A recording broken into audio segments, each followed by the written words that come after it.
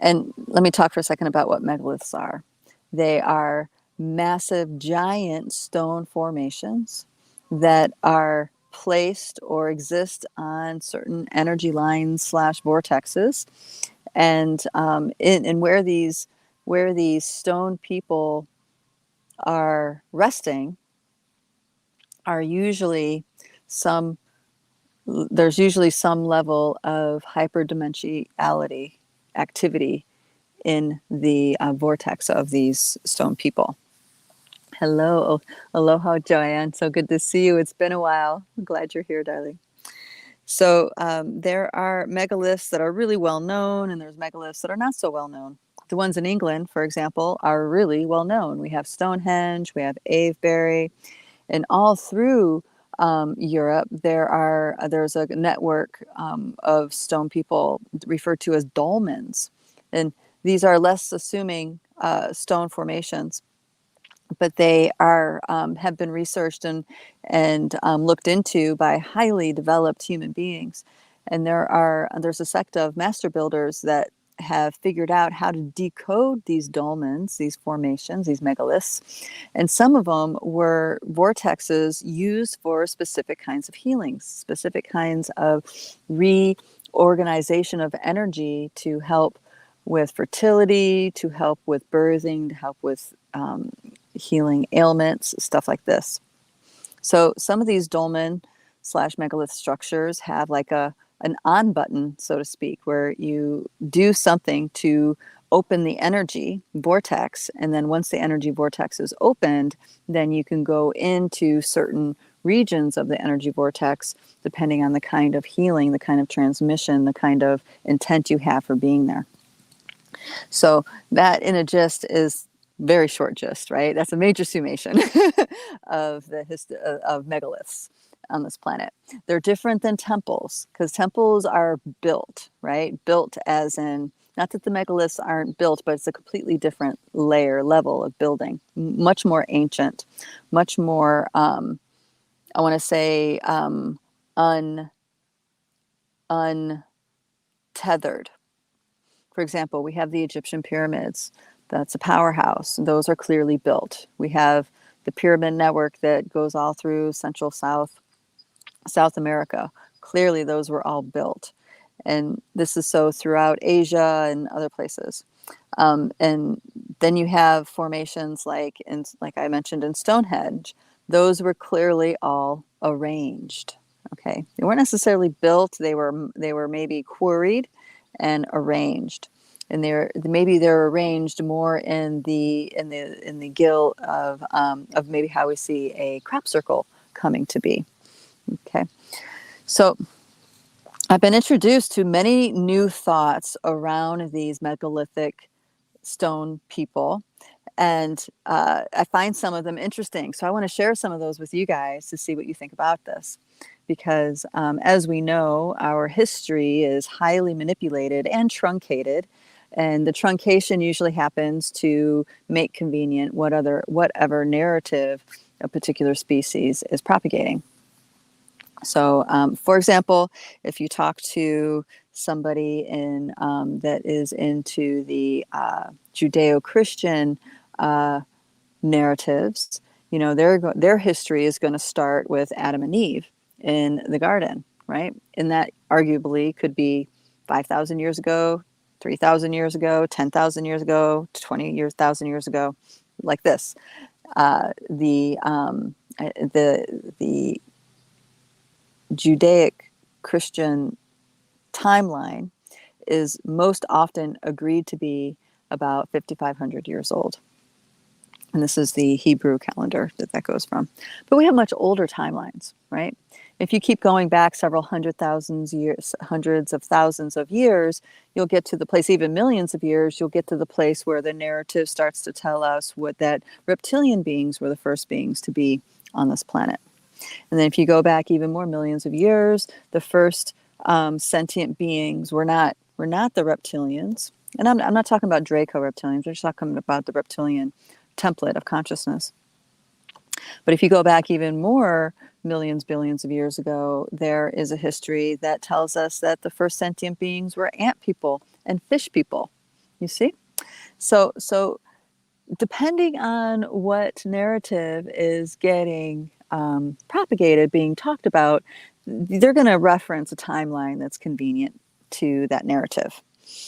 And this is something that has really loosened me up and freed me in a lot of ways from hearing different narratives and timelines and thinking, oh, that's wrong, or oh, this is that, right? I realize now, and it took me a while to get here, and you guys let me know.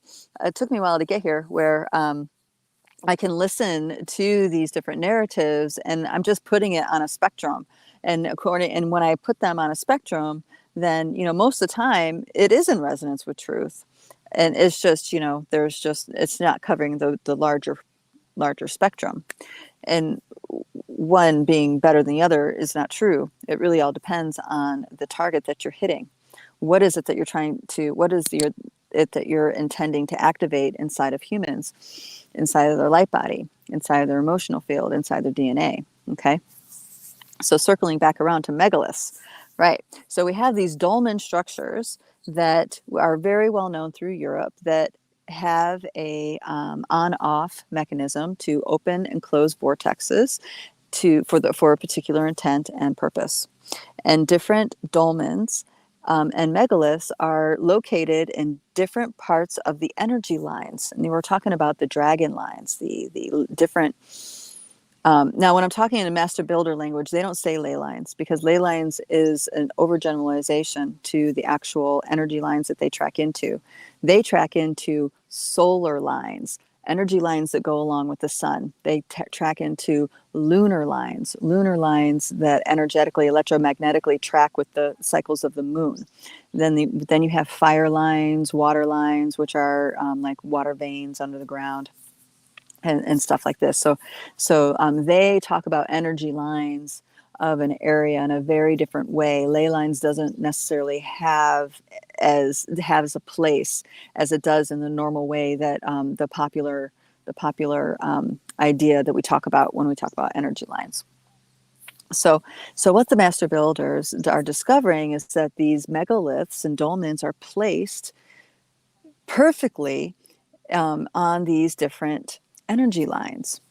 Some of the most powerful ones are on fire lines or dragon lines, and but a powerhouse isn't always what you need. It really depends on this intent. So other dolmens were built on water lines that had to do with purifying, or had to do with connecting with the intelligence of the elemental presence of water. So it quite literally creates a vortex and a region where zones of reality can come meet, kind of like what we talk about with the fairy accord, where zones of reality can meet and create a profound healing for somebody. And it could be a healing, but it also could be, like I said before, ripening seeds, so they're more likely to grow, or some other level of fertility to open up and anchor in. And even, and this is a suspicion that I've had for a little while, and even perhaps conceive in, like perhaps these dolmens were used to create these overlapping fields to conceive a divine child, or to unite a divine couple. Okay. Whew. Oh, okay. So these dolmens and megaliths are absolutely fascinating, and the ones that have been discovered in Montana are no disappointment. They have been studied by Dr. Osmakovich, as you guys might recognize that name. He's the one that discovered the Bosnian pyramids and who has spearheaded all the scientific investigation around the Bosnian pyramids and in the pyramids. So there's the Temple of the Sun, but that whole valley, all those mountains are all pyramids they discovered.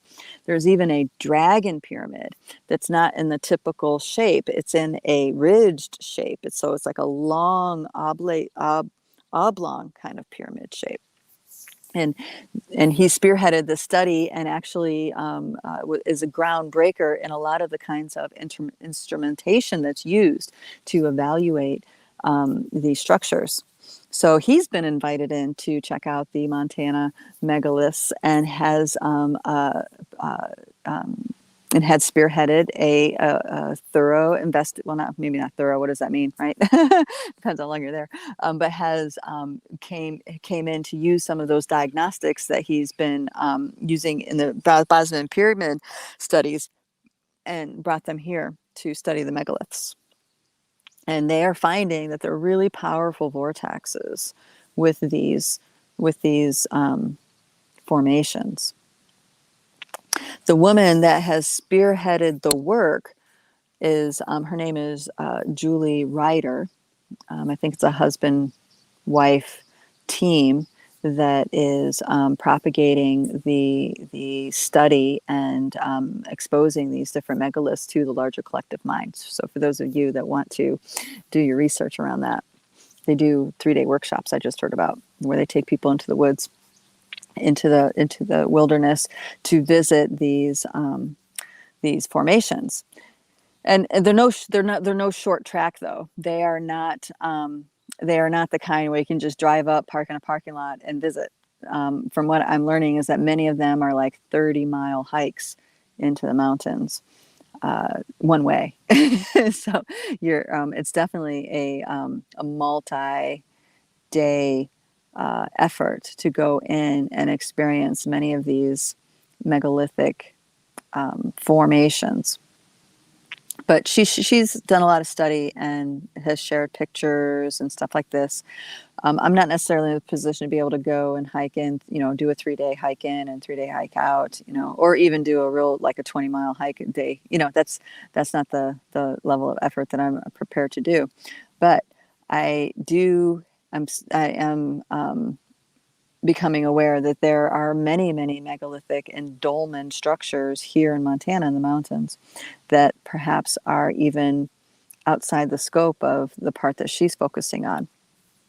So I'm suspecting that those are more the things that for me to discover while I'm here. There's the structures that are built that create hyperdimensional zones of reality, like the temples that we're aware of, and then there's ones that look more of a natural formation.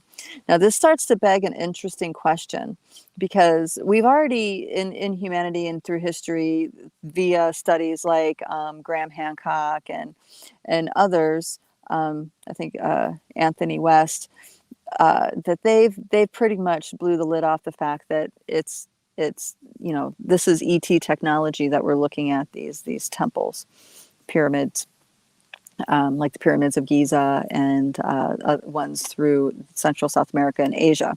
And the lore corroborates that. The indigenous lore around these temples also corroborates that theory, those thoughts. And I've also had some intuitive guidance around the temple builders, and I'm getting, especially the ones in certain ones in Central America, they were built by Hyperboreans. Others say they were built by Anunnaki. Others say they were built from yet another ET race. According to the Inca, Amaru Muru, the great serpent king, is the one that built their temples. So, they all have stories that indicate, where these structures came from and where the technology came from. So we can say that, yeah, they were built by potentially extraterrestrial beings that were seeding life on this planet for some reason. And for some reason, seeding life on this planet means also having a temple structure to hold certain zones of reality in place, to hold morphic fields in place. Perhaps this is the way that beings come to enter the dream of the Great Mother. Could be. But I'm feeling like the whole megalithic dolmen thing, those are perhaps more in alignment with advanced consciousness that are indigenous to this planet. Advanced consciousness that has been a part of the evolution of this planet from perhaps even the beginning, whatever the beginning means. I suppose what I mean by beginning, I would say